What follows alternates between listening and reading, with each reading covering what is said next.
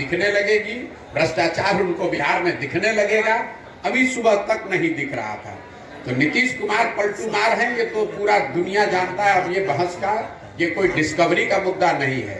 इस घटना ने ये दिखाया कि नीतीश कुमार ने अपने ही रंग में यहाँ के पूरी राजनीतिक व्यवस्था को रंग दिया है, जिसमें भाजपा और राजद दोनों ही उतने ही बड़े पलटूमार हैं जितने बड़े नीतीश कुमार। आगे सर लोकसभा चुनाव है, तो ये जो घटना हुई है इसका कितना असर पड़ेगा सर? देखिए, लोकसभा के चुनाव के नजरिए से मैंने पहले भी कहा है और कैमरे पर कहा है कि नीतीश बाबू अगर महागठबंधन में लड़ते तो उनको 5 सीट भी नहीं आने वाला था। ये तो लोगों को पता था। और जब हम लोग कह रहे थे तो उनका कोई दल का आदमी चिल्लाता था, अरे प्रशांत किशोर को क्या आता है। ये तो डर इतना है ना, लोगों को पता है। मैं कोई ऐसे बिहार का कोई नेता तो हूं नहीं कि कह दूंगा कौन जीतेगा। अगर मैं कह रहा हूं कि नहीं आएगा 5 तो नहीं आएगा 5। इसी डर से पहले तो भागे। उनको मालूम था भी खाता नहीं खुलने वाला है, तो भागे भाजपा में। अब इस नई व्यवस्था में जरूर एनडीए के नाम पर, मोदी के नाम पर, भाजपा के लहर में कुछ सीट उनको मिल जाएगा। लेकिन इसके साथ एक और आपको भविष्यवाणी कर देता हूं। इसका सबसे बड़ी कीमत इस गठबंधन का भाजपा और उनके दल वाले पे करेंगे विधानसभा के चुनाव में। लोकसभा में नहीं, लेकिन भाजपा को इसकी बहुत बड़ी कीमत चुकानी पड़ेगी आने वाले विधानसभा चुनाव में। क्योंकि जो भाजपा का समर्थक है, जो उनका वोटर है, नेता है, काडर है, आज उसके पास कोई जवाब नहीं है कि आखिर आप जिस नीतीश कुमार को आपने एक बार 2020 में थोपा, तब भी आपके 75 एमएलए थे, इनके 42 थे, आप क्यों नहीं मुख्यमंत्री बने? क्यों नहीं बिहार को सुधारने का जिम्मा लिया?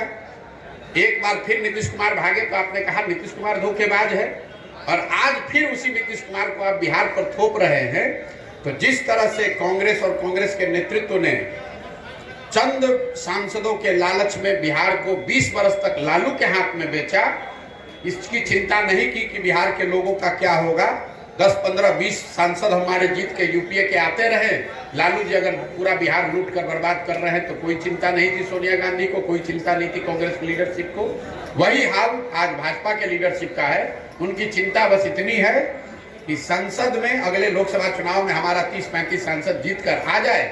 अगर नीतीश कुमार ने पूरा बिहार को बर्बाद कर दिया है, उनकी मानसिक हालत नहीं है बिहार को चलाने की, इसकी कोई चिंता उनको नहीं है। वो बिहार के लोगों की चिंता नहीं है, उनको बिहार के बच्चों की चिंता नहीं है। तो लोकसभा में तो असर नहीं दिखेगा ज्यादा, लेकिन विधानसभा में भाजपा को बहुत बड़ी कीमत इसकी चुकानी पड़ेगी। और आप इस वक्तव्य को नोट करके, रिकॉर्ड करके रखिए। अगर न हो तो मेरी गर्दन आप पकड़ लीजिएगा। आपका संबंध है सर? मेरे भाई, ऐसा है कि मेरा संबंध किससे है ये बताने वाले पंडित इतने हैं बिहार में कि बेचारे 1.5 वर्ष से कोई बता रहा है कि मैं भाजपा से मेरा संबंध है, कोई बता रहा है कांग्रेस से है, कोई बता रहा है नीतीश और लालू से है।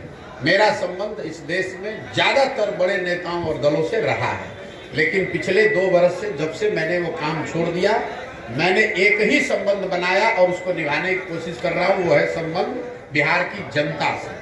मेरा संबंध बिहार की जनता से है और मैं पूरी तरीके से कृत संकल्पित हूँ कि ये जो चला रहे हैं ये लोग, लालू, नीतीश, भाजपा, ये जो रिवॉल्विंग डोर चला रहे हैं, जिसका जब मन है वो बैठ जाता है, इनका सामूहिक खात्मा अगले 2 वर्ष में बिहार की जनता की मदद से कराकर आपको दिखाएंगे। आप हमेशा मौजूदा सरकार पर हमला बोलते हैं। आपने कहा कि 2 साल पहले तक संबंध था बड़े बड़े नेताओं से, तो चीज़ों को बदल सकते थे, आप उनको सुझाव दे सकते थे कि इस तरह से बिहार को चलाना है, ये योजना लाइए, ऐसे करिए, बिहार डेवलप होगा, ये कर सकते थे? बिल्कुल कर सकते थे, किया भी। 2015 में बिहार की राजनीति से मेरा कोई लेना देना कभी नहीं रहा, लेकिन 2015 में जब यहाँ मैंने नीतीश कुमार की मदद की तो उसके साथ साथ 7 निश्चय का कार्यक्रम भी बनवाया, बिहार विकास मिशन की परिकल्पना भी की। लेकिन हम कोई मंत्री नहीं बने, हम यहाँ कोई ओहदा लेके नहीं रहे, हम तो चले गए।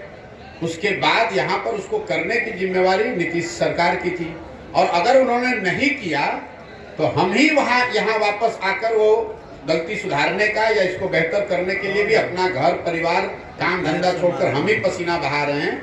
आप नहीं कर रहे हैं। आप उस समय भी सवाल कर रहे थे, आज आप भी सवाल कर रहे हैं।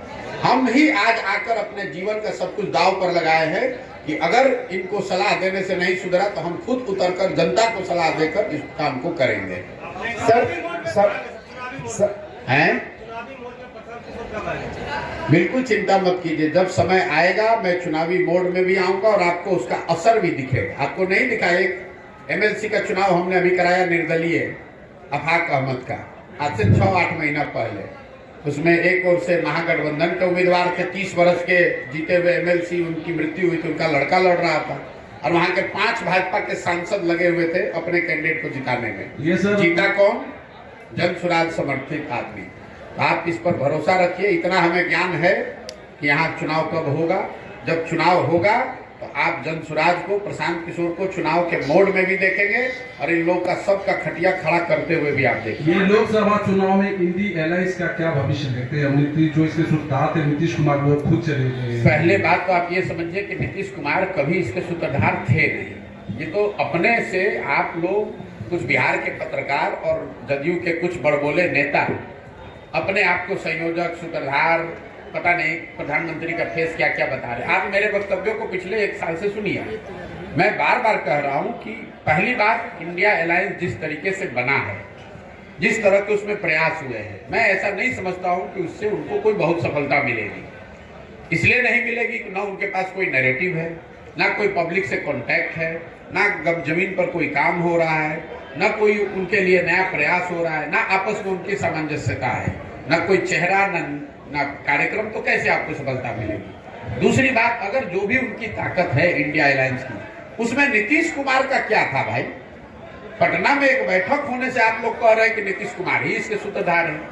इंडिया अलायंस में सबसे बड़ा दल कांग्रेस है, दूसरा सबसे बड़ा दल तृणमूल है, तीसरा सबसे बड़ा दल डीएमके है।